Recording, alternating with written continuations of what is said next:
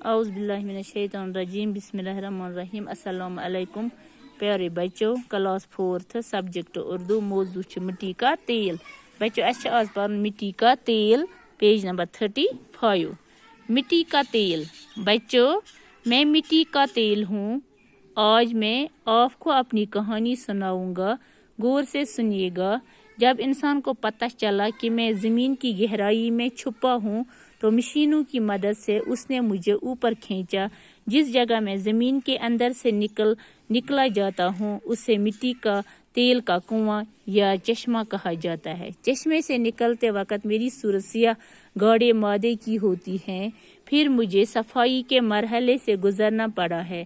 صفائی گھروں تک مجھے بڑی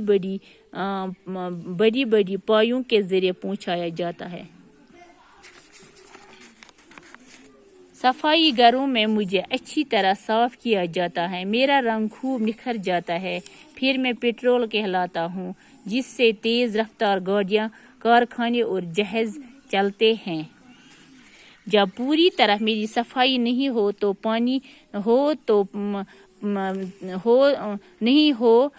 پاتی تو مجھے لوگ مٹی کا تیل بھی کہتے ہیں۔ تیل نکلے جانے کے بعد میرا جو مادہ باقی رہ جاتا ہے وہ کافی گاڑھا ہوتا ہے، میری اس شکل کو گریس کہا جاتا ہے۔ گریس مشینوں کے کل پرزوں کو چکنا رکھنے کے کام آتا ہے۔ اس کے بعد بھی جو مواد باقی رہتا ہے اسے تارکول کہتے ہیں۔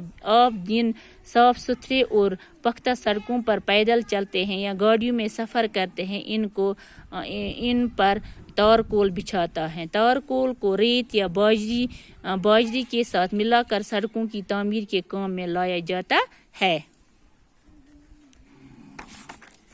مٹی کا تیل کو میز تیل بچوں میں مٹی کا تیل ہوں بچن میں بہت چھس میز تیل آج میں آپ کو اپنی کہانی سنا بہت ونمو تہ آج پنی کہانی غور سے سنیے گا غور سان بوجھیے جب انسان کو پتہ چلا کہ میں زمین کی گہرائی میں چھپا ہوں ییٚلہِ ہسا انسان پتہ لگ کہ بہت چھس زمینس تل تو مشینوں کی مدد سے اس نے مجھے اوپر کھینچا مشین مدد کھولہس بہ ہیور جس جگہ میں زمین کے اندر سے نکالا جاتا ہوں یا جہاں بہ زمین اندر کوڑہس اس سے مٹی کا تیل کا کنواں یا چشمہ کہا جاتا ہے۔ تحت جائے سا ونان مٹی کا تیل یعنی کہ میز تیل کرور یا میز تیل ناگ۔ چشمے سے نکلتے وقت میری صورت سیاہ گاڑے مادے کی ہوتی ہے۔ ییٚلہِ ہسا بہ چشمہ من ناگ مز یا کریڑ مز کھولہس تس پہ اس میں سیاہ گاڑ یعنی کرہن ژیں مادے کی ہوتی ہیں، پھر مجھے صفائی کے مرحلے سے گزرنا پڑتا ہے۔ پتہ سا کرش میں صفائی گھروں تک مجھے بڑی پاؤں کے ذریعے پہنچایا جاتا ہے۔ دپان صفائی کرنی ہسا پیو امن